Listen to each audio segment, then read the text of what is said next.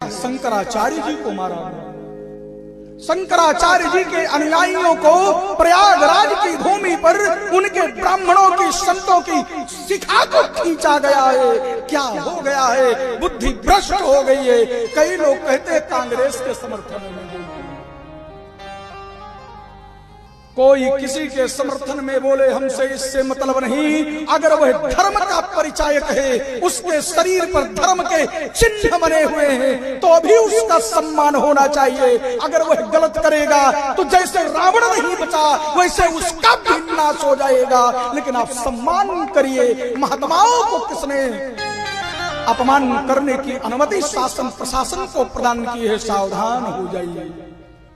पूर्व समय में भी कांग्रेस सरकार थी जिसने धर्म सम्राट स्वामी करपात्री महाराज जी को अपमानित करने का कार्य किया था।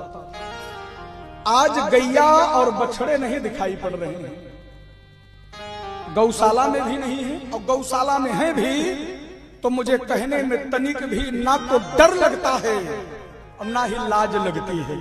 डर इसलिए नहीं लगता क्योंकि जहां जाता हूं वहां दक्षिणा के बसीभूत होकर के नहीं जाता हूं कि आपने मुझे दक्षिणा पे खरीद करके बैठाया है, इसलिए आपको खुश करने के लिए बोलूंगा। बिना बिके जाता हूं, इसलिए जो देश के हित में बात होती है वही करता हूं।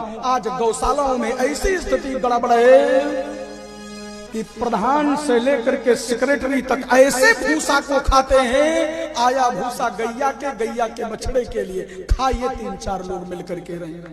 कहां बुद्धि भ्रष्ट हो गई है। अरे गाय के भाई के अंश को खा के तो सब कुछ नष्ट हो जाता है। अरे गाय का अंश खाओगे, गोवंशों का अंश खाओगे, तुम्हारी पीढ़ियां नष्ट हो जाएंगी, कुछ बचने वाला ही नहीं रहेगा। इसलिए सावधान हो जाइए।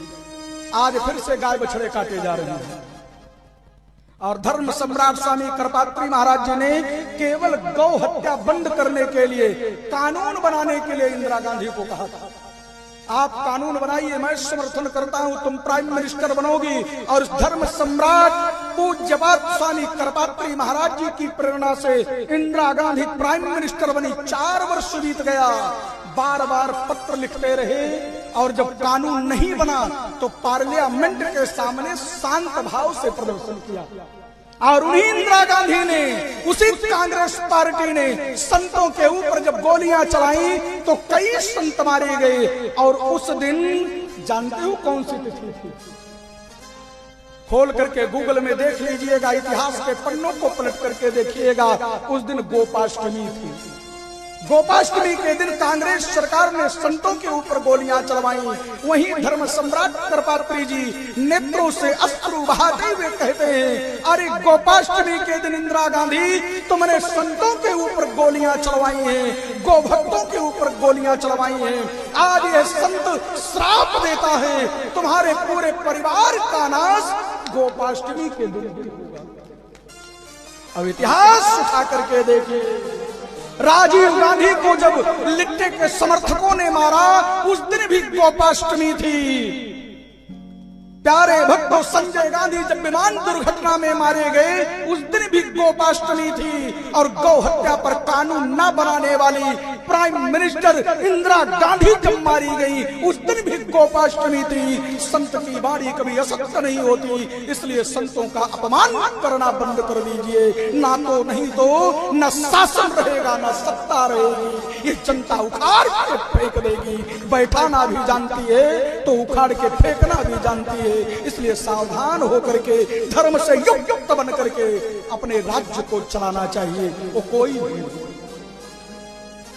यद्यपि मैं भी मुख्यमंत्री और प्रधानमंत्री का समर्थक हूं, करता हूं, लेकिन अगर जहां गलत होगा वहां बोलेंगे, क्योंकि किसी से कोई भय नहीं। जाको राखो साइया, मार सके ना कोई। जिस दिन मृत्यु निकट आ गई उस दिन तो मर ही जाना है। और मृत्यु जकरे अबाबे लिखी हुए वैसे हो, एक बार चाहे जितना प्रयास करिए। इसलिए सनातन धर्म के ऊपर कोई उंगली उठाए, प्रश्नवाचक चिन्ह खड़ा करे तो वहां बोलिए। कुछ नहीं कर सकते, कम से कम आवाज तो उठाओ।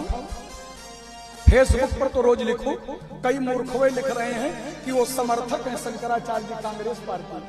अरे कोई व्यक्ति धर्म से युक्त होकर के बात करे तो किसका विरोधी हो गया? प्यारे भक्तों, भगवान की माया अनंत है।